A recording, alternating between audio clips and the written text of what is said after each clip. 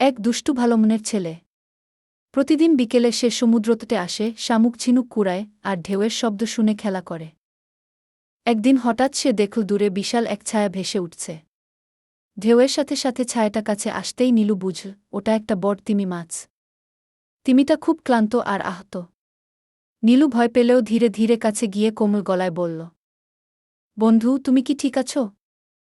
সবাই জানে তিমি কথা বলতে পারে না, কিন্তু নীলুর মনে হলো তিমিটা মাথা নেড়ে যেন বলল, না, আমি ঠিক নেই গু। নীলু দ্রুত গ্রাম থেকে সবাইকে ডেকে আনল। গ্রামের মানুষ তিমিকে পানি ছিটিয়ে ভিজিয়ে রাখল, জাল কেটে মুক্ত করল, আর আবার গভীর সমুদ্রে ঠেলে দিল।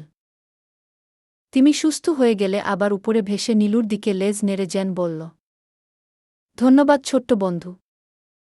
এরপর থেকে প্রতিদিন বিকেলে যখন নীলু সমুদ্রতে খেলতে আসে, তিমি দূর থেকে লেজ তুলে তাকে অভিবাদন জানা। নীলুরও নতুন বন্ধু হয়েছে, সমুদ্রের সবচেয়ে বড়, শক্তিশালী এবং কোমল হৃদয়ের বন্ধু, তিমি মাছ।